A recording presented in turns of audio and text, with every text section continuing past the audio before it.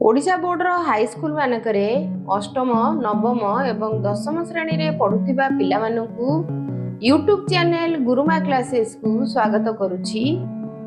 पिला माने आज आमे कृदंत प्रकरण विषय रे पढ़िबा।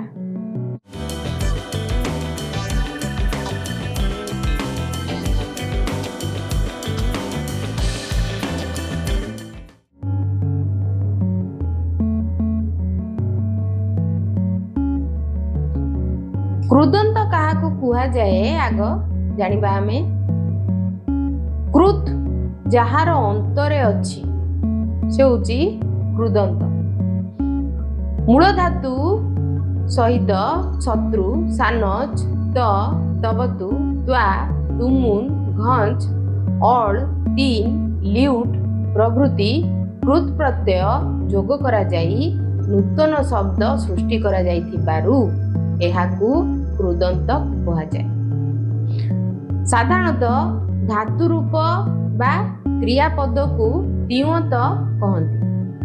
मूल धातु रे केतेक संयोजक पद जोग करी नूतन शब्द सृष्टि करा जाए। एही शब्द गुड़िक वाक्य रे विशेष्य विशेषण अव्यय असमापिका क्रिया एवं समापिका क्रिया रूप रे व्यवहृत होती। तो कृत प्रत्यय जहार अंतरे कहले शेष रे जहार लागिची ताकू आमे कृदंत बोलिकिरी कहिता। मूल धातु सांगेरे आमे प्रत्यय जोग करिकिरी जो पदटा सृष्टि करिथाउ ताकू आमे कृदंत पद बोलिकिरी कहिथाउ। मूल धातु सांगेरे जेतेबेले कृत प्रत्यय को माने अछंती ना शत्रु सानच त तबतु त्वा तुमु घंच अल तीन ल्यूट एमाने सब होचंती कृत प्रत्यय। तो एई प्रत्यय गुडाक जोग करा जाई जेतेबेले गोटे नुआ शब्दटे तयारी करा जाए ताकू आमे कृदंत बोलिकिरी कहिथा। तो मूल धातु रूप को बा क्रियापद को हुआ जाए तिवंत। मूल धातु रे केतेक संयोजक पद अर्थात प्रत्यय जोग करिकिरी आमे नूतन शब्दटीए सृष्टि करू। जो नूतन शब्दटी तैयारी कलु आमे से शब्दटी वाक्य रे केमिति व्यवहार करा जाए ना ताको आमे विशेष्य पद विशेषण पद अव्यय पद असमापिका क्रिया एवं समापिका क्रिया भाबरे ताकू वाक्य रे व्यवहार करिथा। गम धातु रे ल्यूट ल्यूट होची गोटे कृत प्रत्यय।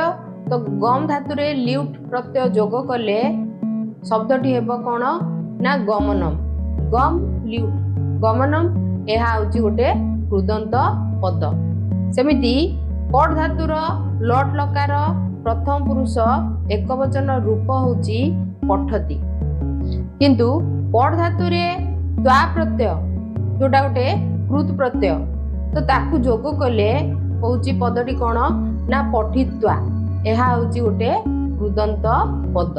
तो कृदंत पदर आउ किछि उदाहरण देखिबा जेमिति बालकः गच्छन अपतत बालकटी जाऊ जाऊ पड़ी गला। तो एठी गच्छन जो पदटी हेची गम धातुरु शत्रु प्रत्यय लागिकिरी ए गच्छन पदटी तयारी करा जायछि। जेमिति जाऊ जाऊ बा जाउथिबा अवस्था को बुझौछि ए गच्छन पदटी। यह गोटे असमापिका क्रियावाचक एवं बालकर विशेषण रूपे ए पदटी व्यवहार करा जायछि।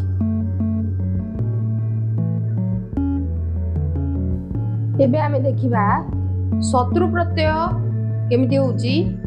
शत्रु प्रत्यय कोन ना धातु परे शत्रु प्रत्यय लागिले तार स्वतंत्र रूप अर्थात शत्रु प्रत्यांत पदर मूल रूप सृष्टि हुए। कर्तृवाच्य रे वर्तमान काल रे परस्मैपदी पदी धातु रे शत्रु प्रत्यय लागे। उक्त प्रत्यय निष्पन्न पद होउछि कोन ना विशेषण। तेणु विशेष्य पदर लिंग विभक्ति वचन अनुसार शत्रु प्रत्यय युक्त कृदंत पद गुड़िकर रूप गठित हुए। शत्रु प्रत्यय रु अत अवशिष्ट रहे। तो ये शत्रु प्रत्यय केमिति हुए ना धातु पर शत्रु प्रत्यय लागिकिरी शत्रु प्रत्ययांत पद मूल रूप सृष्टि हुए। तो यहाँ कौटी केमिति हुए ना कर्तृवाच्य रे वर्तमान काल रे आ परस्मैपदी धातु दी प्रकार जो धातु अछि परस्मैपदी आत्मनेपदी। तो ये परस्मैपदी धातु रे शत्रु प्रत्यय लागि थाए। तो ए प्रत्यय निष्पन्न पदटी होउची की पद ना ये होउची गोटे विशेषण पद। विशेष्य पदर लिंग विभक्ति वचन अनुसार शत्रु प्रत्यय युक्त कृदंत पद गुड़िकर रूप तैयारी होता है। विशेष्य पदर लिंग विभक्ति वचन जहाँ हिथिबो शत्रु प्रत्यय जो कृदंत पदटी तैयारी हबो ता मध्य ता अनुसार ही विशेष्य पदर लिंग विभक्ति वचन अनुसार हे हबो। आ शत्रु प्रत्यय रु शेष को अत ही रहिबो अवशिष्ट। गम शत्रु गच्छत, पट शत्रु पठत, भी शत्रु बिभ्यत, दृश शत्रु पश्यत, दा शत्रु ददत। तो लास्ट को शत्रु प्रत्ययांत पदर शेष को अत ही रुहे बोलिकी कह जाउची। तो गम धातु रे शत्रु प्रत्यय लागिकी गच्छत पदटी सृष्टि होती। पट धातु रे सेमती शत्रु प्रत्यय लागिकी पठत पदटी सृष्टि होती। भी धातु रे बिभ्यत होती। दृश धातु रे शत्रु लागिकी पश्यत दृश धातुर रूपड़ा जेहेतु पश्यति पश्यत पश्यन्ति एमती हुए तेणु एटा पश्यत होती। दा धातुरु शत्रु प्रत्यय लागिकी ददत होती। धातुर लट लकार प्रथम पुरुष बहुवचन रे शेष को जदि ती बा ती थाए ताले गच्छन्ति ददति इत्यादि पद गुड़िक एही ती बा ती स्थान रे त करागले शत्रु प्रत्यय युक्त मूल कृदंत पदटी तैयारी हुए। जो धातुर लट लकार प्रथम पुरुष बहुवचन रे शेष को ती थिबो बा ती थिबो जेमिति गम धातुर प्रथम पुरुष बहुवचन रे गच्छन्ति अछि। दा धातुर प्रथम पुरुष बहुवचन रे ददति अछि। तो एई जो धातु गुड़िक ती बा ती स्थान रे त हलंत करागले शत्रु प्रत्यय युक्त मूल कृदंत पदटी तैयारी होइथाय। गच्छन्ति रु गच्छत जेमिति गम धातुरु शत्रु प्रत्यय लागिकी तैयारी होइछि गच्छत पद। सेमिति विभ्यतिर विभ्यत भी धातुरु शत्रु प्रत्यय लागिकी विभ्यत पदटी होइछि। ददतिरु ददत दा धातुरु शत्रु प्रत्यय लागिकी ददत पदटी तैयारी होइछि। ती लोप परे त हलंत होइथिबा शत्रु प्रत्ययांत पद विशेषण पद होइथिबा हेतु पुल्लिंग रे आर रूप केमिति हबो ना गच्छ शब्द परि हबो। आ स्त्रीलिंग रे उइम प्रत्यय लागिकी नदी शब्द परि आर रूप हबो एवं क्लीबलिंग रे गच्छ शब्दर रूप परि रूप हबो। मात्र ददत बिभ्यत शाश्वत परि केतेक शब्दर रूप पुल्लिंग रे भूभृत शब्द परि स्त्रीलिंग रे उइम प्रत्यय लागिकी नदी शब्द भलिया हबो आ क्लीबलिंग रे दद शब्द परि रूप प्राय ती लोप होई त हलंत होइतिबा पदर रूप भूभृत शब्दर रूप परि हेइथाय।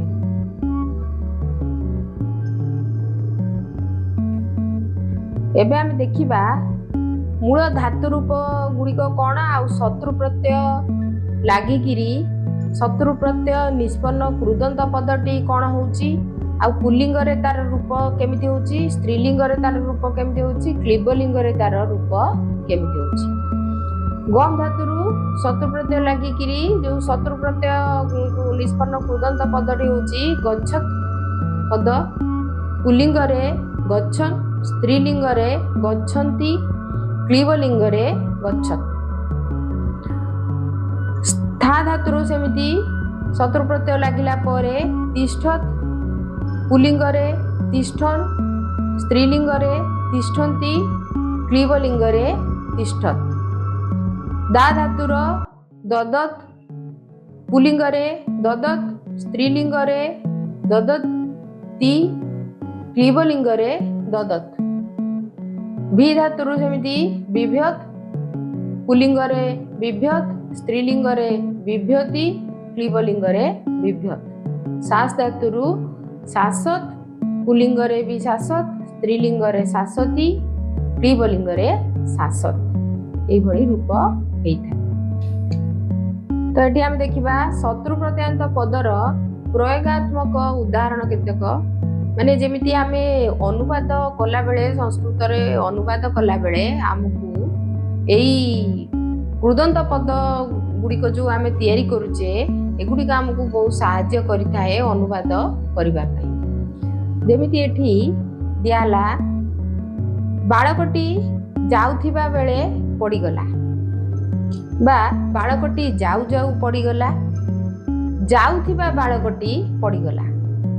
तो ये तीनटा जाक ओडिया पाई कि आमे तार संस्कृत अनुवाद करिबा बाळकः गच्छन् अपतत्। बाळकटी जाउ जाउ पडिगला बा जाउथिबा बाळकटी पडिगला बा बाळकटी जाउथिबा बेले पडिगला। तो सबु जाक पाई कि आमे एठी गोटे पद लेखिले गच्छन्, बाळकः गच्छन् अपतत्। तो अति सहजरे आमे ए अनुवाद गुड़िक करि परिबा। सेमिति जाउथिबा बाळकटी को देख, जाउथिबा बाळकटी को देख, गच्छन्तं बाळकं पश्य। बाळकटी को द्वितीय विभक्ति हेछि, तेणु ए जो गच्छन्तं पदटी मध्य द्वितीय विभक्ति हेइकिरी लेखा हेछि तार विशेषण पद भाबरे। तो विशेष पद जो विभक्ति अच्छी ये विशेषण पद मध्य सेही विभक्ति हेइकिरी लेखा। तेणु गच्छन्तं बाळकं पश्य। सेमिति जाउथिबा भिकारीटी को टंकाटिए दियो, गच्छते भिक्षुकाय 1 रूप्यकं देहि। तो भिक्षुकाय पदटी भी चतुर्थ विभक्ति हेछि, एडी गच्छ शब्द मध्य चतुर्थ विभक्ति हेइकिरी लेखा हेछि। सेमिति जाउथिबा बाळकटीर नाम कोण, गच्छतः बाळकस्य नाम किम। तो एठी विशेष पदर जो विभक्ति अछि विशेषण पदर मध्य सेही विभक्ति करा हेइकिरी लेखा हेछि। झियोटी जाउ जाउ पडिगला, बालिका गच्छन्ति अपतत्, गाडीटी जाउ जाउ पडिगला, जानं गच्छत् अपतत्, क्लीबलिंगरे लेखा हेछि। तो एई भଳି अनुवाद आमे सहजरे करि परिबा।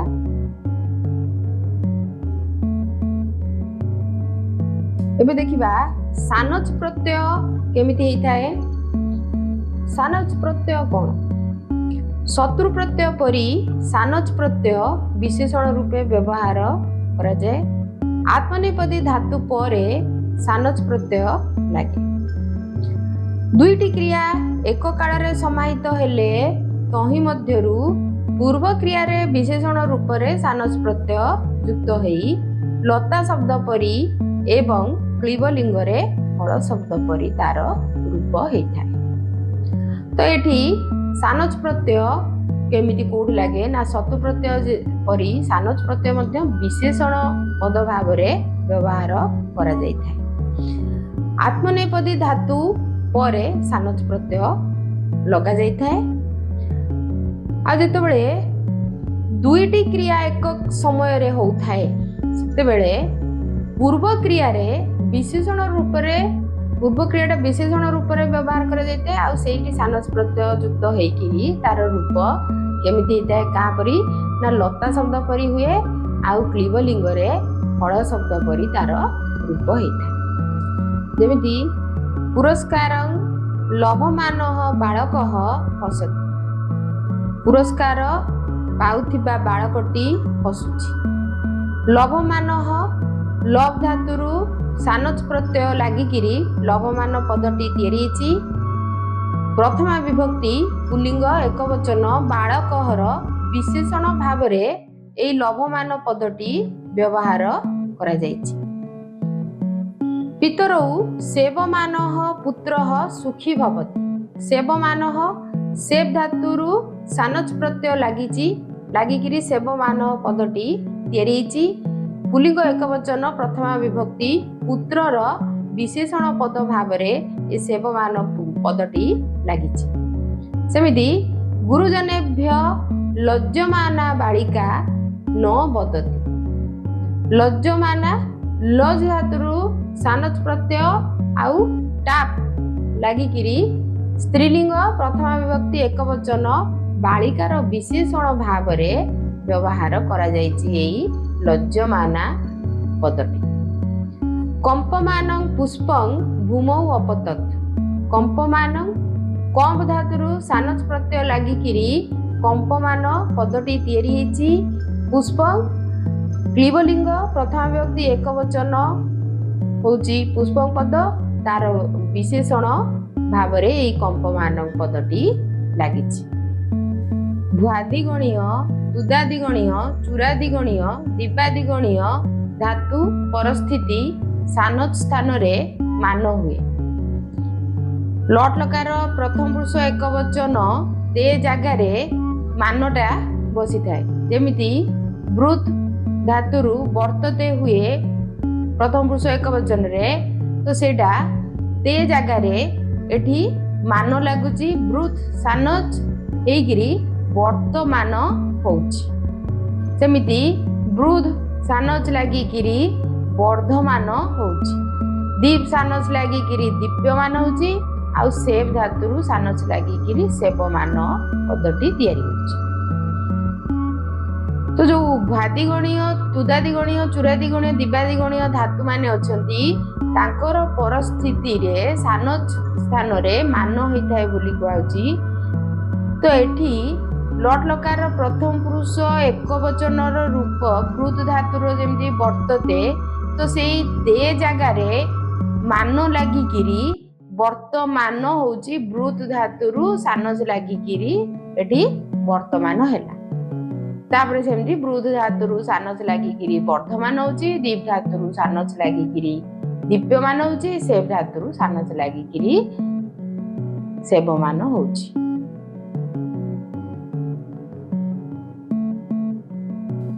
ଯେଉଁ ଧାତୁ ମାନଙ୍କର ଲଟ୍ ଲକାର ପ୍ରଥମ ପୁରୁଷ ଦୁଇ ବଚନରେ ଆତେ ଲାଗିଥାଏ, ଯଥା ସି ଧାତୁର ଲଟ୍ ଲକାର ପ୍ରଥମ ପୁରୁଷ ଦୁଇ ବଚନରେ ହଉଛି ସୟାତେ, କୃ ଧାତୁର ପୂର୍ବାତେ, କ୍ରି ଧାତୁର କ୍ରୀଣାତେ ଆଉ ଅଧି ଲାଗିକିରି ଅଧିୟାତେ ହଉଛି। ସେହି ଧାତୁ ମାନଙ୍କର ସାନଚ ପ୍ରତ୍ୟୟ ସେଇଠି ଲାଗିଲେ ସେଇ ଧାତୁ ମାନଙ୍କ ସାଙ୍ଗରେ ସେଠି ସାନଚ ପ୍ରତ୍ୟୟଟା ଆନ ହେଇକିରି ଲାଗିଥାଏ। ଯେମିତି ସିଂ ଧାତୁରୁ ସାନଚ ପ୍ରତ୍ୟୟ ଲାଗିଲେ ଶୟାନ ହଉଛି, କ୍ରି ଧାତୁରୁ ସାନଚ ପ୍ରତ୍ୟୟ ଲାଗିଲେ କ୍ରୀଣାନ ହଉଛି, କୃ ଧାତୁରୁ ସାନଚ ପ୍ରତ୍ୟୟ ଲାଗିଲେ କୁର୍ବାଣ ଆଉ ଅଧି ଇ ସାନଚ ଲାଗିଲେ ଅଧିୟାନ ପଦ ତିଆରି ହେଇଥାଏ। ତ ଏଠି କୁହାଗଲା ଯେ ଯୋଉ ଧାତୁ ମାନଙ୍କର ଲଟ୍ ଲକାର ପ୍ରଥମ ପୁରୁଷ, ଲଟ୍ ଲକାର ପ୍ରଥମ ପୁରୁଷ ଦୁଇ ବଚନରେ ଆତେ ଥାଏ। ଯେମିତି ସି ଧାତୁର ଲଟ୍ ଲକାର ପ୍ରଥମ ପୁରୁଷ ଦୁଇ ବଚନ ହଉଛି ସୟାତେ, କୃ ଧାତୁର ପୂର୍ବାତେ, କ୍ରି ଧାତୁର କ୍ରୀଣାତେ ଆଉ ଅଧି ଲାଗିକିରି ଅଧିୟାତେ ଯୋଉ ଧାତୁଟି ହେଇଛି, ତ ସେଇ ଧାତୁ ମାନଙ୍କର କଣ ହଉଛି ନା ସେଠି ଯଦି ସାନଚ ପ୍ରତ୍ୟୟ ଲାଗୁଛି ତାହେଲେ ସେଠି ଆନ ରହିଥାଏ। ଯେମିତି ସିଂ ଧାତୁରେ ସାଙ୍ଗରେ ସାନଚ ପ୍ରତ୍ୟୟ ଲାଗିଲା ଶୟାନ ହଉଛି, କ୍ରି ଧାତୁରେ ସାନଚ ପ୍ରତ୍ୟୟ ଲାଗିଲେ କ୍ରୀଣାନ ହଉଛି, ଆଉ କୃ ଧାତୁରେ ସାନଚ ପ୍ରତ୍ୟୟ ଲାଗିଲେ କୁର୍ବାଣ ହଉଛି, ଅଧି ଇ ସାନଚ ଲାଗିଲେ ଅଧିୟାନ ପଦଟି ନିଷ୍ପନ୍ନ ହେଇଥାଏ। ଆସ୍ ଧାତୁରେ ସାନଚ ପ୍ରତ୍ୟୟ ଲାଗିଲେ ସାନ ସ୍ଥାନରେ ଇନ ହୁଏ, ଯଥା ଆସ୍ ସାନଚ ଆସୀନ ପଦଟି ତିଆରି ହେଇଥାଏ। ଆସ୍ ଧାତୁର ଯୋଉଠି ଯେମିତି ଆମର ଆନ ହଉଛି ମାନ ହଉଛି, ସେମିତି ଏଠି ହଉଛି ଇନ। ତ ଆସ୍ ଧାତୁ ସାଙ୍ଗରେ ଯଦି ସାନଚ ପ୍ରତ୍ୟୟ ଲାଗୁଛି ତାହେଲେ ଏଠି ରହୁଛି କଣ ନା ଆସୀନ ପଦଟି ତିଆରି ହଉଛି। ସାନଚ ପ୍ରତ୍ୟୟର ପ୍ରୟୋଗ ଆମେ ଦେଖିବା। आमे अनुवाद कला बेले केमिति सानच प्रत्यय को प्रयोग करि पारुचे जेमिति एठी दिया हला गोटे उदाहरण बसिथिबा युवक को देख ताको आमे संस्कृत रे अनुवाद कले लेखिबा आसीन युवकं पश्य बसिथिबा आसीन तो एठी युवकर विशेषण भाव रे आसीन पदटी व्यवहार करा जायछि युवक पुल्लिंग द्वितीय विभक्ति रो रूप आसीन मध्य से अनुसार विशेष पद अनुसार विशेषण पदर रूप हेछि तापरे सोईथिबा बालक को उठाओ नाही शयन बालकं न उत्थापय सोईथिबा बालक तो एठी बालक पुल्लिंग द्वितीय विभक्ति एक वचन तार विशेषण पद होची शयन सिंह धातुरु सानच प्रत्यय हेकिरी पुल्लिंग द्वितीय विभक्ति हेछि कर्मवाच्य आ भाववाच्य रे मध्य सानच प्रत्यय हेइथाय जेमिति एठी गोटे उदाहरण दिया गला तेन पठ्यमानं श्लोकम अहं शृणोमि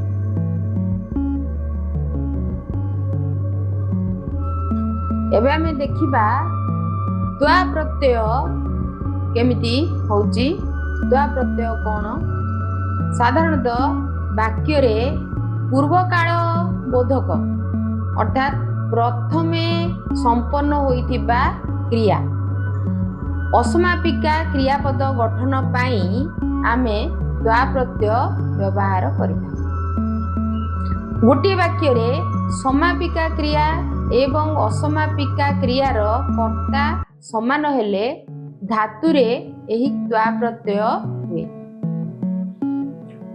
तो द्वा प्रत्यय केमिति हेइताए ना साधारणतः वाक्य रे पूर्व काल बोधक अर्थात पूर्वरु संपन्न हेई सारिथिबा क्रिया जोटा असमापिका क्रियापद गठन पाई कि द्वा प्रत्यय को आमे व्यवहार करिथा पूर्वरु हेइची आउ सेटा असमापिका क्रिया भाव रे अछि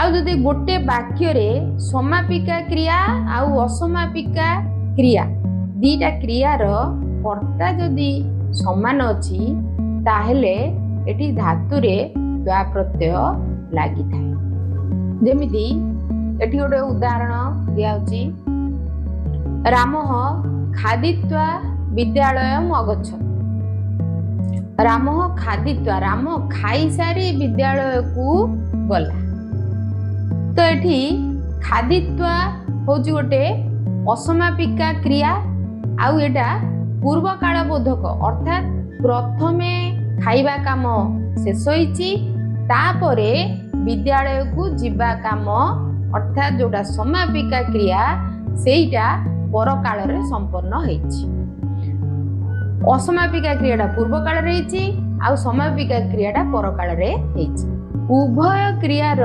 कर्ता होछि राम पूर्व काल रे खादित्वा हेछि खाई सारी किरी तोडी खाद धातुरु त्वा प्रत्यय लागिकिरी एई खादित्वा पदटी तयारी हेछि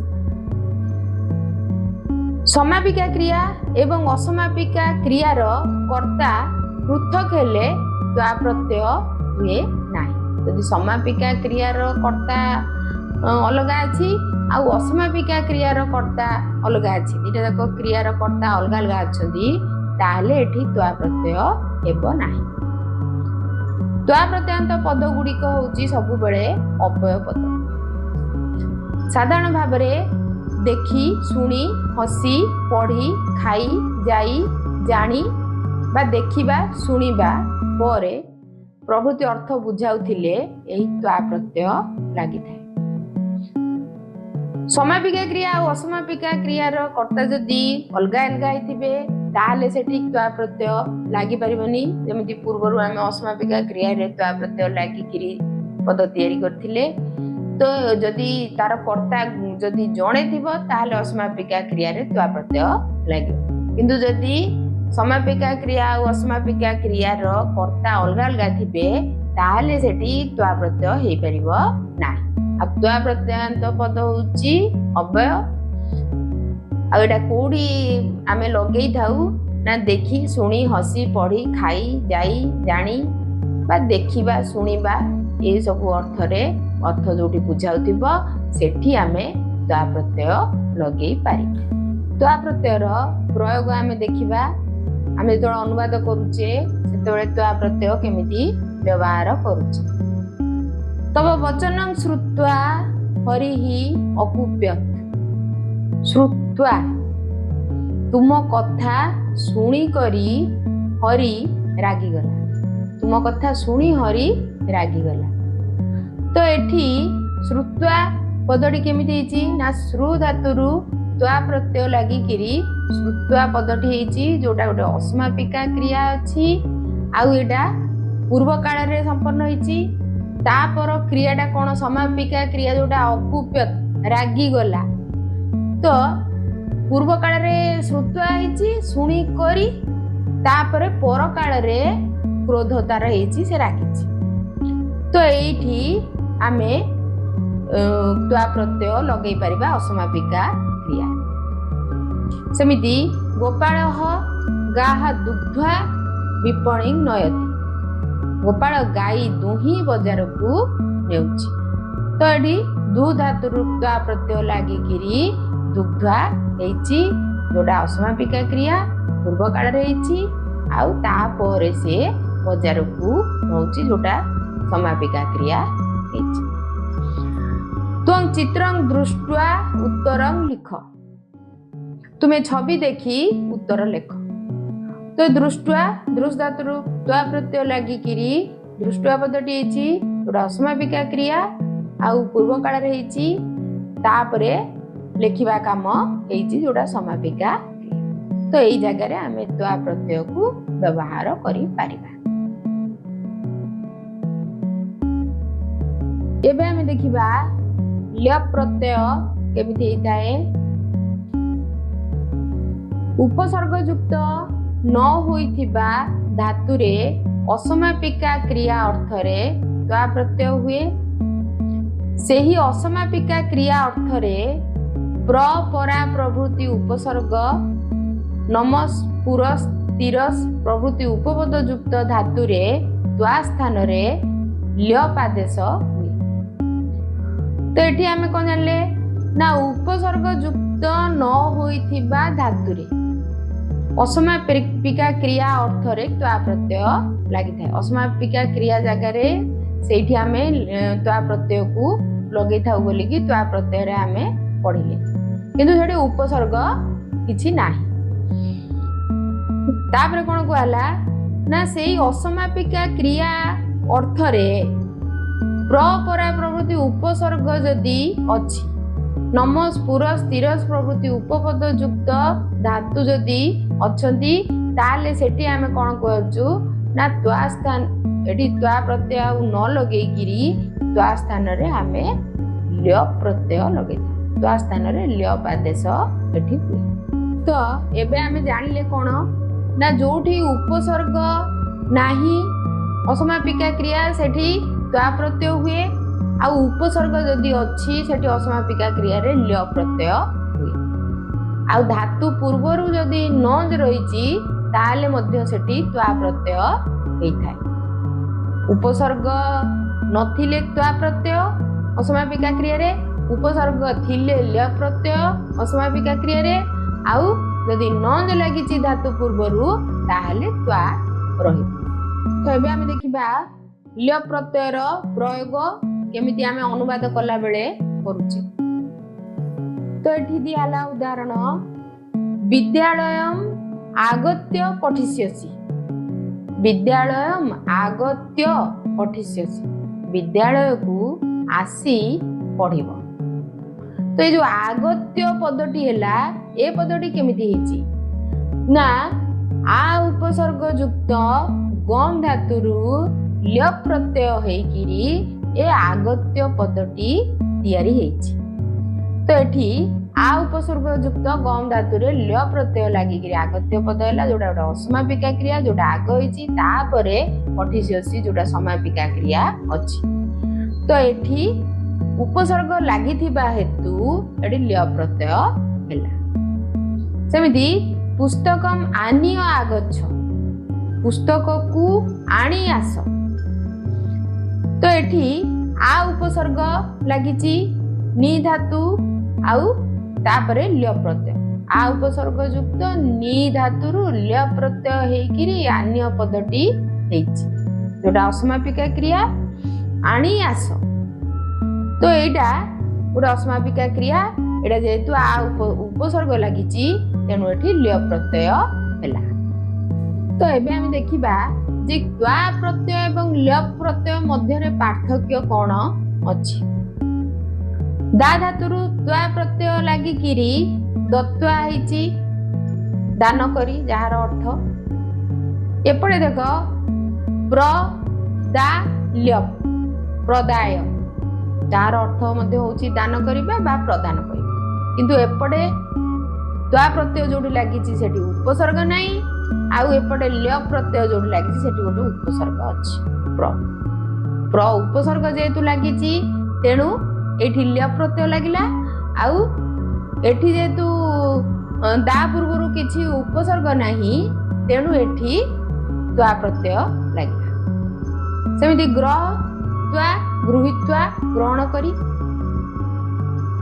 तो एपटे संग्रह ल्य संगृह्य, जार अर्थ होछि ग्रहण करी बा संग्रह करी। तो एपटे सम उपसर्ग लागिछि तेणु ल्य प्रत्यय लागिला।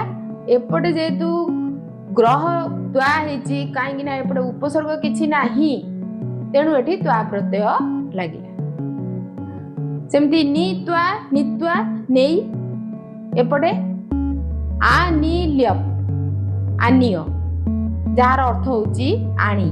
आ उपसर्ग लागिछि नि धातुरु ल्य प्रत्यय हेछि, नि धातुरु त्वा प्रत्यय हेकि नित्वा हेछि, जार अर्थ होछि ने। तो उपसर्ग लागिथिले हमर ल्य प्रत्यय लागिबो, उपसर्ग जदि नाही ताले हमर त्वा प्रत्यय लागिबो। तुमुन प्रत्यय केमिति हुए कोठी लागे जानिबा। गोटे वाक्य रे निमित्तार्थ बोधक असमापिका क्रिया एवं समापिका क्रियार कर्ता समान बा एक होइथिले। निमित्तार्थ बोधक अर्थात जोड़ा भविष्यत बा परकाल रे होउची सेटा को बुझाउथिबा धातु रे तुमुन प्रत्यय। साधारणतः निमंते पाई अर्थ रे एहार व्यवहार करा जाय। तुमुन प्रत्यांत पद गुड़िक अव्यय पद।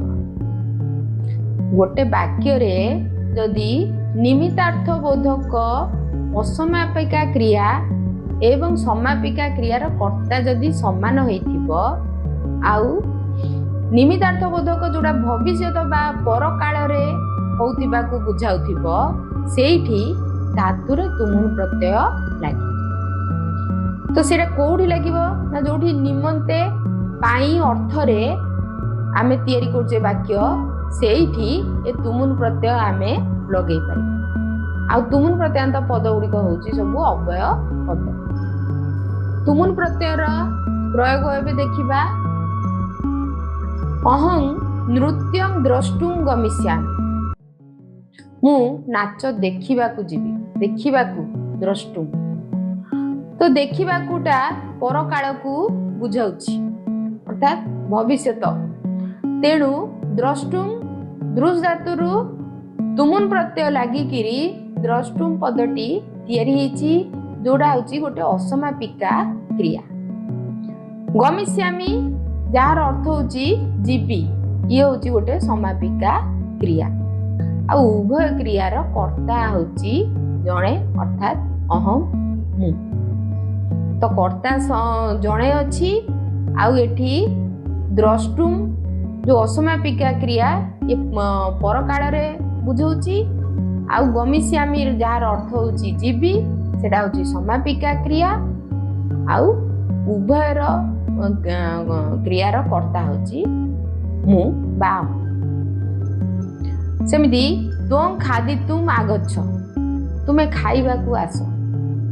तो एटारे जो खादितुम पदटी हेछि केमिति ना खा धातुरु तुमुन प्रत्यय लागिकिरी खादितुम पदटी ହେଇଛି ଯାହା ପରକାଳକୁ ବୁଝାଉଛି। ତ ପରକାଳରେ ହିଁ ଆମେ ତୁमुन ପ୍ରତ୍ୟୟକୁ ବ୍ୟବହାର କରିଥାଉ। ରାମଃ ପଠିତୁମ ବିଦ୍ୟାଳୟଂ ଗଚ୍ଛତି। ତ ରାମ ପଢିବା ପାଇଁ ବିଦ୍ୟାଳୟକୁ ଯାଉଛି, ଅର୍ଥାତ୍ ପଠିତୁମ ଯୋଉ କ୍ରିୟାଟା ସେଟା ପରକାଳରେ ହବ। ପଢ ଧାତୁରୁ ତୁमुन ପ୍ରତ୍ୟୟ ଲାଗିକିରି ଏ ପଠିତୁମ କ୍ରିୟାଟି ହେଇଛି, ଯୋଉଟା ଗୋଟେ ଅସମାପିକା କ୍ରିୟା। କର୍ତ୍ତା ପୃଥକ ହେଲେ ତୁमुन ପ୍ରତ୍ୟୟ ହେବ ନାହିଁ। ସମାପିକା କ୍ରିୟା ଆଉ ଅସମାପିକା କ୍ରିୟାର କର୍ତ୍ତା ଯଦି ଜଣେ ଅଛି ଆଉ ପରକାଳର ଅସମାପିକା କ୍ରିୟାଟା ପରକାଳରେ ବୁଝଉଛି, ତାହେଲେ ସେଠି ତୁमुन ପ୍ରତ୍ୟୟ ଲାଗିଥାଏ। ଯଦି କର୍ତ୍ତା ଅଲଗା ଅଲଗା ଅଛନ୍ତି ତାହେଲେ ସେଠି ତୁमुन ପ୍ରତ୍ୟୟ ହେବନି। ସେଠି କ'ଣ ହବ ନା ତୁମର୍ଥାଚ ଭାବ ବଚନାତ୍ ସୂତ୍ର ଅନୁସାରେ ତୁମର୍ଥ ଚତୁର୍ଥୀ ହେବ।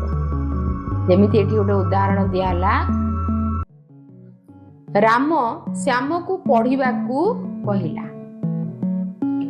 ରାମ ଶ୍ୟାମଂ ପଠନାୟ ଅବଦତ୍।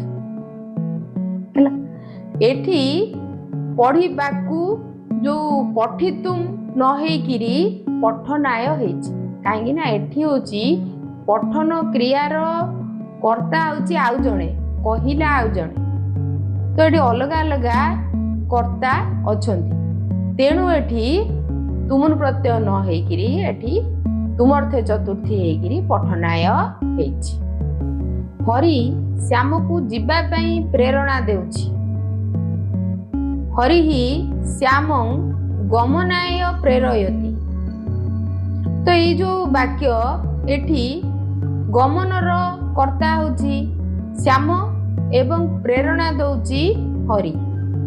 କର୍ତ୍ତା ଏଠି ସମାନ ନାହିଁ, ଏଟା କର୍ତ୍ତା ହଉଛି ଦିଟା ଯାକ ଅଲଗା ଅଲଗା କ୍ରିୟାର କର୍ତ୍ତା ହଉଛନ୍ତି ଅଲଗା ଅଲଗା। ତେଣୁ ଏଠି କର୍ତ୍ତା ସମାନ ନଥିବା ହେତୁରୁ ତୁमुन ପ୍ରତ୍ୟୟାନ୍ତ ପଦର ବ୍ୟବହାର ହେଇନାହିଁ। ଏଠି ତୁମର୍ଥ ଚତୁର୍ଥୀ ହେଇଛି।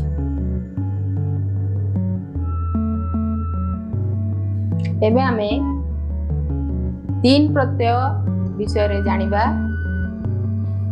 ଭାବ ଅର୍ଥରେ ଧାତୁରେ ତିନ ପ୍ରତ୍ୟୟ ହୁଏ। ତିନ ପ୍ରତ୍ୟୟାନ୍ତ ପଦ ଗୁଡ଼ିକ ହଉଛି ସ୍ତ୍ରୀଲିଙ୍ଗ। ଏହାର ରୂପ ମତି ଶବ୍ଦର ରୂପ ପରି ହୁଏ। ଏହା ବିଶେଷ୍ୟବାଚକ। ତ ଭାବ ଅର୍ଥରେ ଆମେ ଧାତୁରେ ତିନ ପ୍ରତ୍ୟୟ ଲଗେଇଥାଉ, ଆଉ ଏ ପଦ ଗୁଡ଼ିକ ସବୁ ହଉଛନ୍ତି ତିନ ପ୍ରତ୍ୟୟାନ୍ତ ପଦ, ସବୁ ହଉଛନ୍ତି ସ୍ତ୍ରୀଲିଙ୍ଗ ପଦ। আর ସେଥିପାଇଁ ଆର ରୂପ ମତି ଶବ୍ଦର ରୂପ ପରିକି ହେଇଥାଏ। ଆଉ ଏ ପଦ ଗୁଡ଼ିକ ସବୁ ହଉଛନ୍ତି ବିଶେଷ୍ୟ ପଦ। ଯେମିତି ଦୁର୍ବଳସ୍ୟ ଭୀତିଃ ଅସ୍ତି। ଭୀତିଃ ଏ ପଦଟି ଭି ଧାତୁରୁ ତିନ ପ୍ରତ୍ୟୟ ଲାଗିକିରି ଭୀତିଃ ପଦଟି ତିଆରି ହେଇଛି। କାକସ୍ୟ ଦୃଷ୍ଟିଃ କୁଟିଳା। ଦୃଷ୍ଟି ପଦଟି ଦୃଶ ଧାତୁରୁ ତିନ ପ୍ରତ୍ୟୟ ଲାଗିକିରି ଦୃଷ୍ଟି ପଦଟି ତିଆରି ହେଇଛି। ତସ୍ୟ ଧନସ୍ୟ ହାନିଃ ଅଭବତ୍। ହା ଧାତୁରୁ ତିନ ପ୍ରତ୍ୟୟ ଲାଗିକିରି ହାନି ହେଇଛି। ତ ଏ ପଦ ଗୁଡ଼ିକ ସବୁ ହଉଛନ୍ତି ବିଶେଷ୍ୟ ପଦ। ଏବେ କେତେକ ତିନ ପ୍ରତ୍ୟୟାନ୍ତ ପଦ ଆମେ ଜାଣିବା। ଗ୍ଳଇ ତିନ ଲାଗିକିରି ହେଇଛି ଗ୍ଲାନିଃ। ଭ୍ରମରୁ ତିନ ଲାଗିକିରି ହେଇଛି ଭ୍ରାନ୍ତିଃ। ମୁଚରୁ ତିନ ଲାଗିକିରି ମୁକ୍ତିଃ ପଦଟି ହେଇଛି। ସେମିତି ବୁଦ୍ଧିରୁ ତିନ ଲାଗିକି ବୁଦ୍ଧି ହେଇଛି। ସିଦ୍ଧିରୁ ତିନ ଲାଗିକିରି ସିଦ୍ଧି ହେଇଛି। ଆଉ ଶକ୍ରୁ ତିନ ଲାଗିକିରି ଶକ୍ତି ପଦ ତିଆରି ହେଇଛି। ଲ୍ୟୁଟ୍ ପ୍ରତ୍ୟୟ କେମିତି ହଉଛି ଜାଣିବା। ଭାବ ଅର୍ଥରେ ଧାତୁରେ ଲ୍ୟୁଟ୍ ପ୍ରତ୍ୟୟ ହୁଏ। ଲ୍ୟୁଟ୍ ପ୍ରତ୍ୟୟାନ୍ତ ପଦ ଗୁଡ଼ିକ ବିଶେଷ୍ୟ ଓ କ୍ଳିବଲିଙ୍ଗ ପଦ। ଏହାର ରୂପ ଫଳ ଶବ୍ଦର ରୂପ ପରି ହୁଏ। ତ ଏଠି ଲ୍ୟୁଟ୍ ପ୍ରତ୍ୟୟ ଯାହାର ଅବଶିଷ୍ଟ ଅନ ରୁହେ, ତ ସେଇଟା ଭାବ ଅର୍ଥରେ ଧାତୁରେ ଲାଗିଥାଏ। ଆଉ ଏ ପଦ ଗୁଡ଼ିକ ହଉଛି ସବୁ विशेष्य पद आउ क्लीबलिंग रे आर व्यवहार होइଥାଏ। क्लीबलिंग रे जेतु आर व्यवहार तेणु फल शब्दर रूप भलिया आर रूप होइଥାଏ।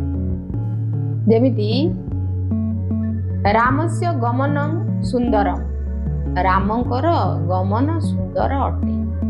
तो ये जो गमनं पदटी तैयारी होइछि ये गम धातुरु ल्यूट प्रत्यय लागिकिरी ए गमनं पदटी तैयारी होइछि, जोटा गोटे क्लीबलिंग पद आउ फल शब्दर रूप भलिया आर रूप होइछि।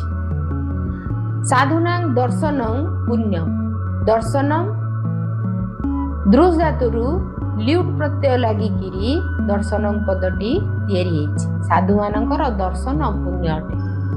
तो दर्शन पदटी दृश धातुरु ल्यूट प्रत्यय लागिकिरी तैयारी होइछि, एटा गोटे क्लीबलिंग पद।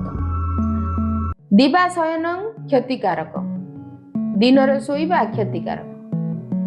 शयनं पदटी सिंह धातुरु ल्यूट प्रत्यय लागिकिरी एई शयनं पदटी तैयारी होइछि। एठी आमे केतेक ल्यूट प्रत्यांत पद जानिबा। पट धातुरु ल्यूट लागिकिरी पठनम पद होइछि, दा धातुरु ल्यूट लागिकिरी दानम होइछि, पा धातुरु ल्यूट लागिकिरी पानम होइछि। सेमिति भूज धातुरु ल्यूट लागिले भोजनम, स्मृ धातुरु ल्यूट लागिले स्मरणम, ग्रह धातुरु ल्यूट लागिले ग्रहणम पद तैयारी हेई थाए।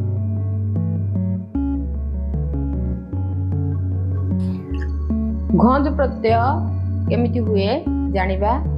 भाव अर्थ रे धातु रे घंज प्रत्यय होई विशेष्य पद गठित हुए। घंज प्रत्यांत पद गुड़िक पुल्लिंग, यार रूप बालक शब्दर रूप परी होइଥାଏ। तो एठी जानिबा जे भाव अर्थ रे धातु रे घंज प्रत्यय जार अवशिष्ट अ रुहे घंज प्रत्यय रु आउ ए पद गुड़िक सब होउची विशेष्य पद भाव रे तैयारी होंती। ए पद माने सब होउचंती पुल्लिंग पद। घंज प्रत्यांत पद सब पुल्लिंग पद होइतांती आउ पुल्लिंग पद हेतु आर रूप बालक शब्दर रूप परी होइଥାଏ। लोभ अनंतक व्याधि, लोभ होउची गुटे अनंतक व्याधि। तो लोभ जो पदटी लुभ धातुरु घंज प्रत्यय हेइकिरी लोभ पदटी तैयारी हेइची। सेमिति संतानेषु मातुः स्नेह अस्ति, स्नेह जो पदटी स्नेह धातुरु घंज प्रत्यय लागिकिरी स्नेह पदटी रहिछि। घंज प्रत्यय रु शेष अ ही रहिଥାଏ, तेणु एठी स्नेह हेइछि। दुःखस्य प्रतिकारः कः, तो एठी प्रति उपसर्ग क्रू धातुरु घंज प्रत्यय लागिकिरी प्रतिकारः पदटी हेइछि। दुःखर प्रतिकार कोन, तो एठी घंज प्रत्यय रु अ ही रहिଥାଏ, तो प्रतिकारः पदटी सेमिति हेइछि। एठी आमे केतेक घंज प्रत्यांत पद जानिबा। पट धातुरु घंज प्रत्यय लागिकिरी पाठ होइछि। सेमिति पच धातुरु घंज प्रत्यय लागिले पाकह, मुह धातुरु घंज प्रत्यय लागिले मोह, सम उपसर्ग क्रू धातुरु घंज प्रत्यय लागिले संहार, भुज धातुरु घंज प्रत्यय लागिले भोगः, पन धातुरु घंज प्रत्यय लागिले घातः, त्यज धातुरु घंज प्रत्यय लागिले त्यागः, अवत्रु घंज लागिले अवतारः पद तैयारी होइଥାଏ। एबे आमे द प्रत्यय विषय रे जानिबा। द प्रत्यांत पद विशेषण और समापिका क्रिया रूपे व्यवहार करा जाय।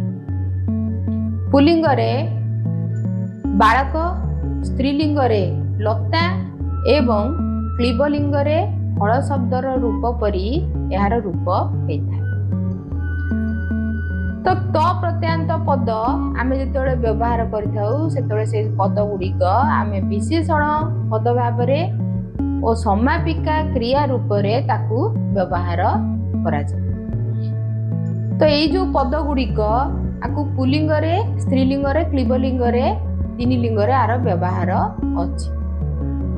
तो पुलिंग रे आर रूप बालक शब्द परी, स्त्रीलिंग रे लता शब्द परी आ क्लीबलिंग रे फल शब्दर रूप परी यार रूप हेता। यथा गम धातुरु त प्रत्यय लागिले गत पदटी तैयारी हेता।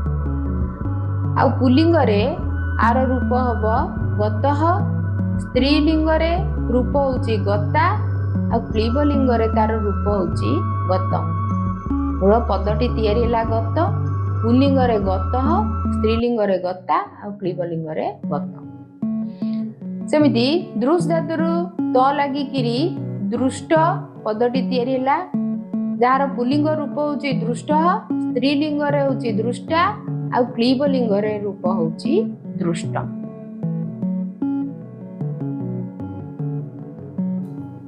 तो आकु जो आमे वाक्य रे व्यवहार करिबा कर्तृवाच्य रे वाक्य तैयारी कले सह ग्रामं गतः, से ग्राम को गला।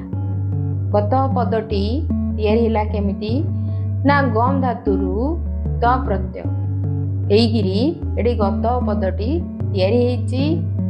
तो एटा पुलिंग रे तैयारी हेची, सह जेतु पुलिंग शब्द अछि तेणु एटा पुलिंग रे तैयारी हेची। शिशुहु शय्यायां शयितः, तो एठी शिशु सेजरे शोइला, तो एठी सिंह धातुरु त प्रत्यय लागिकिरी शयित हेची। शय्या स्त्रीलिंग पद हेतिबारु एटा स्त्रीलिंग रे आर व्यवहार है। सेमिति जानंग भुवनेश्वरम गतम, तो एठी गतम पदटी क्लीबलिंग पद हेची।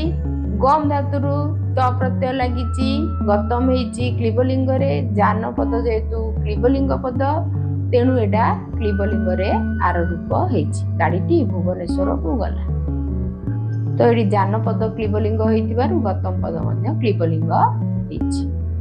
सेमिति कर्मवाच्य रे आर प्रयोग कले कोन होची ना मया ग्राम गत,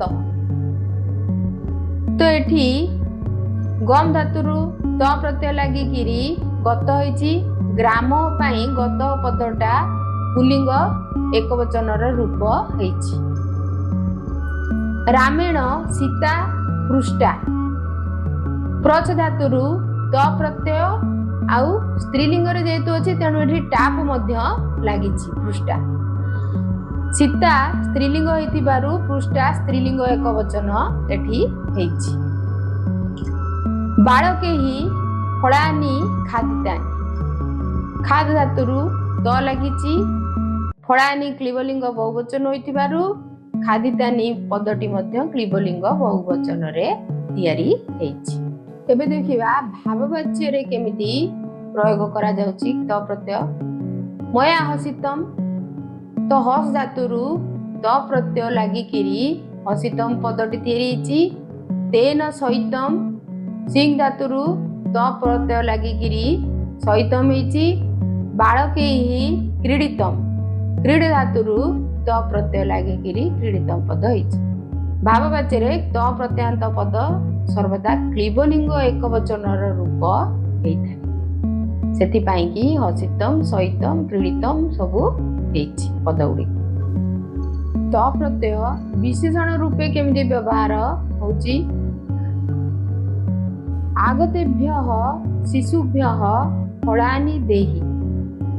तो आगतेभ्यः पदटी केमिति हेची ना आगम तो एठी शिशुभ्यः र विशेषण रूप रे ए आगतेभ्यः पुलिंग चतुर्थी बहुवचन हेकिरी व्यवहार हेची।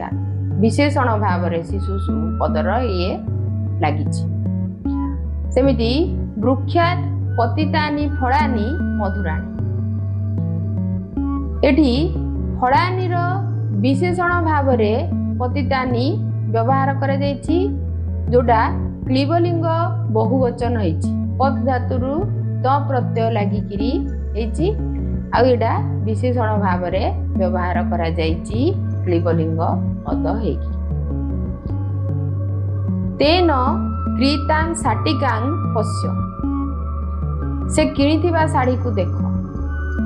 तो एठी शाटिकां स्त्रीलिंग द्वितीय एकवचन पद तार विशेषण भाव क्रीतां पदटी स्त्रीलिंग द्वितीय एकवचन भाव व्यवहार करा जायछि। क्री धातुरु त प्रत्यय आउ टाप लागी स्त्रीलिंग बोलिकी टाप प्रत्यय लागी एठी क्रीतां पदटी तैयारी हेछि।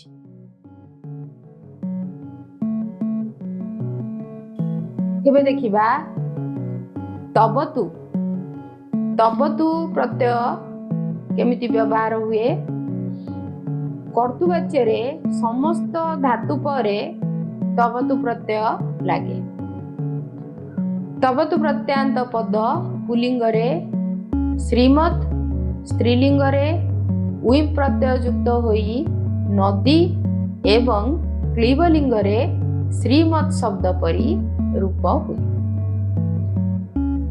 तो कर्तृवाच्य रे सबु धातु परे तबतु प्रत्यय लागि पारे। तो तबतु प्रत्यांत पद गुड़िक पुल्लिंग रे व्यवहार कला बेले श्रीमत शब्दर रूप भलिया आइताए। आ स्त्रीलिंग रे व्यवहार कला बेले उई प्रत्यय हेकिरी नदी शब्दर रूप भलिया हुए। आ क्लीबलिंग रे मध्य श्रीमत शब्द परी रूप आर हेइताए। जेमिति गम धातुरु तबतु लागिकिरी गतवत पद तैयारी हुए, जार पुल्लिंग रे गतवान हेइताए, स्त्रीलिंग रे गतवती हेइताए, क्लीबलिंग रे गतवत हेइताए। एबे देखिबा तबतु प्रत्यांत पदर प्रयोग केमिति होउची अनुवाद कला समय रे। मु घरे खाइथिली, अहं गृहे खादितवान।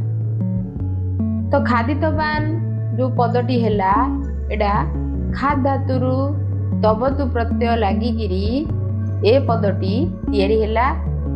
तो ये जो खादितवान पदटी यह होची गोटे समापिका क्रियाबोधक विशेषण हेतु अहं कर्ता को अनुसरण करी पुल्लिंग प्रथमा विभक्ति एकवचन होइछि। कर्ताटा जेहेतु पुल्लिंग प्रथमा विभक्ति एकवचन अछि तेणु ता अनुसारे ए क्रियाटी मध्य हेइछि। आउडा गोटे समापिका क्रिया। तुमे माने गाँ को जाइथिलो, जुयं ग्राम गतवन्तः। गम धातुरु तबतु प्रत्यय लागिछि।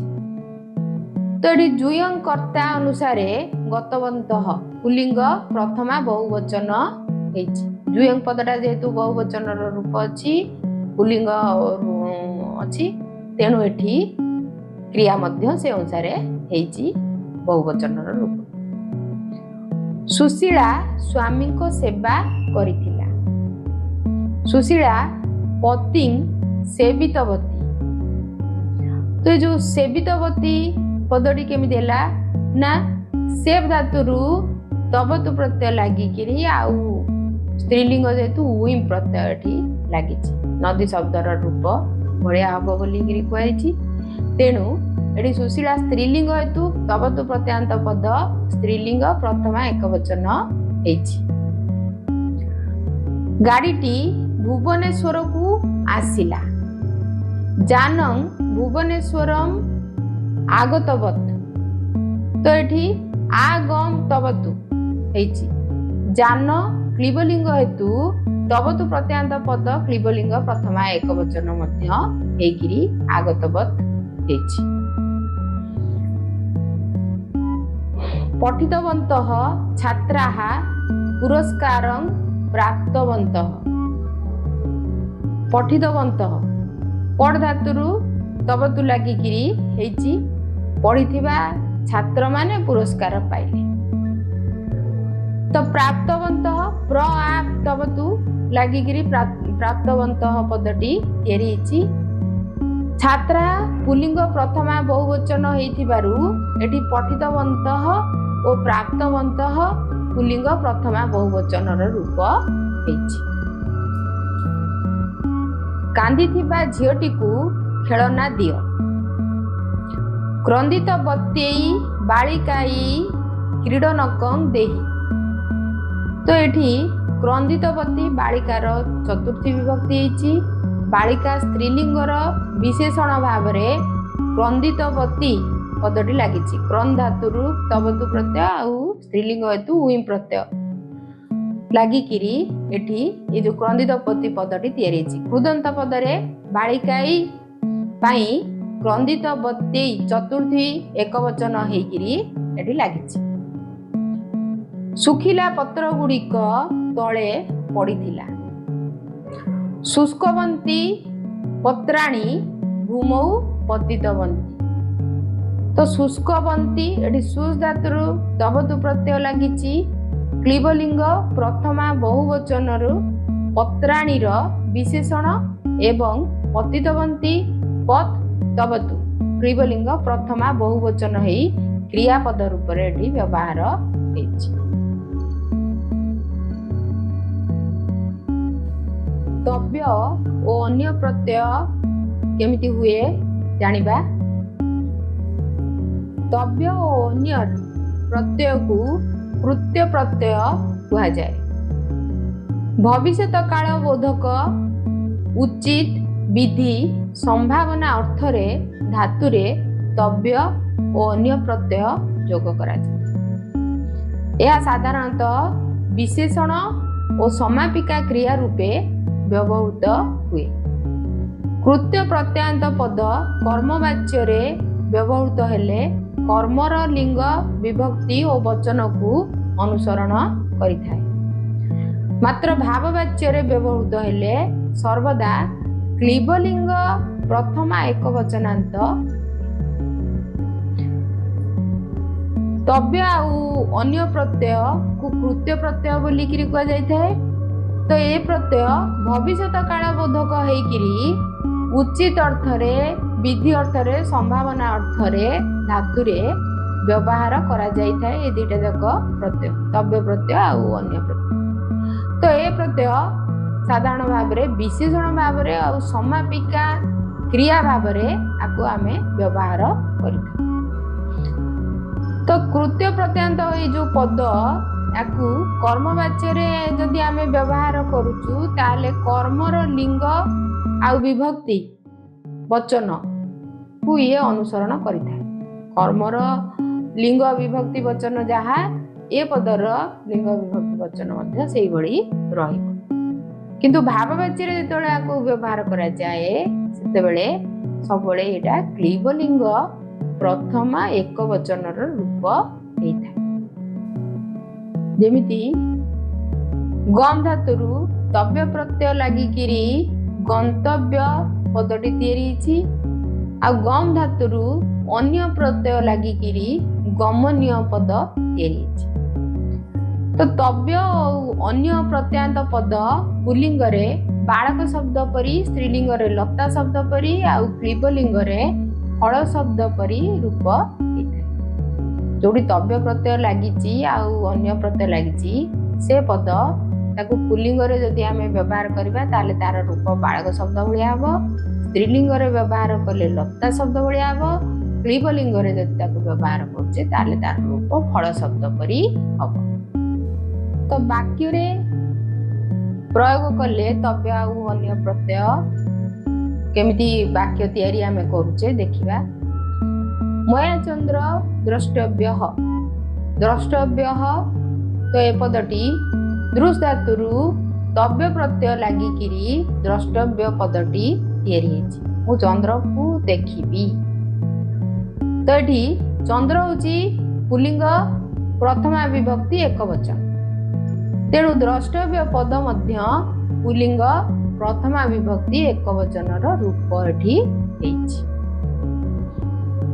तेन गीता पठितव्या। तो पठितव्या पदटी केमिति हेछि ना पढ़ धातुरु तव्य प्रत्यय लागिछि आ स्त्रीलिंग हेतु ता प्रत्यय लागिछि। से गीता पढ़िबो। एठारे गीता स्त्रीलिंग प्रथमा एकवचन हेइथिबा हेतु पठितव्या पदटी मध्य स्त्रीलिंग प्रथमा एकवचनर रूप हेछि। बालकेन फलानि खादितव्यानि। तो खादितव्यानि पदटी केमिति हैला ना खाद धातुरु तव्य प्रत्यय लागिछि बाळकटी फल गुड़िक खाइब। तो फलानी पदटी क्लीबलिंग प्रथमा बहुवचन रूप तेणु एठी खादितव्यानि पदटी मध्य क्लीबलिंग प्रथमा विभक्ति बहुवचन रूप हेछि। तो एठी आमे देखिबा केतेक मूल धातुरे तव्य आउ अन्य प्रत्यय लागिकिरी से शब्द गुड़िक केमिति तैयारी हेछि ना गम धातुरु तव्य प्रत्यय लागिले गंतव्य पद तैयारी होछि आउ अन्य प्रत्यय लागिले गमनीय पद। सेमिति नि धातुरु तव्य प्रत्यय लागिले नेतव्य आउ अन्य प्रत्यय लागिले नयनीय। क्रू धातुरु तव्य प्रत्यय लागिले कर्तव्य आउ अन्य प्रत्यय लागिले करणीय पद तैयारी होछि। दृश धातुरु सेमिति तव्य प्रत्यय लागिले द्रष्टव्य आउ अन्य प्रत्यय लागिले दर्शनीय। दा धातुरु तव्य प्रत्यय लागिले दातव्य अन्य प्रत्यय लागिले दानीय। पा धातुरु सेमिति तव्य प्रत्यय लागिले पातव्य आउ अन्य प्रत्यय लागिले पानीय पद तैयारी हेइଥାଏ। भाववाच्य रे तव्य और अन्य प्रत्यांत पद क्लीबलिंग एकवचन रे व्यवहार करा जाइଥାଏ बोली आमे जानिले प्रथमरु नियम रे। तो एठी भाववाच्य रे लेखा जाइछि जो वाक्य गुड़िक केमिति हेछि ना मई सहितव्यम नले अन्य प्रत्यय लागिकिरी स्वयनियम। सी धातुरु तव्य प्रत्यय लागिकिरी सहितव्यम आउ अन्य प्रत्यय लागिकिरी स्वयनियम। तेमिति बालकैहि स्थातव्यम स्थानीयम। स्था धातुरु तव्य प्रत्यय लागिछि आ स्था धातुरु अन्य प्रत्यय लागिछि। जुष्माभिः हसितव्यम बा हसनीयम। तव्य प्रत्यय लागिकिरी हस धातुर हसितव्यम एपटे हस धातुर अन्य प्रत्यय लागिकिरी हसनीयम हेछि। क्लीबलिंग एकवचन रूप।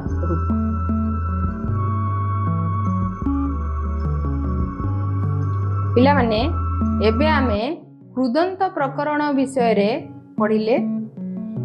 जदि तुमे एपर्यंत गुरुमा क्लासेस चैनल को सब्सक्राइब करि नाह तेबे यथाशीघ्र एई चैनल को सब्सक्राइब कर गुरुमा क्लासेस चैनल संगे रे जोड़ी हेई रुह। वीडियोटी जदि तुमको भल लागिला ताहले लाइक कर। निज सांग मानकर जदि उपकार करबा को चाहुच ताहले वीडियोटी को शेयर कर। मते जदि किछि पचारिबा को चाहुच तेबे कमेंट सेक्शन रे पचार। नुआ नुआ वीडियो देखिबा पई बेल आइकन रे क्लिक कर। मन देई पाठ पढ़। भगवान तुमरो मंगल करत।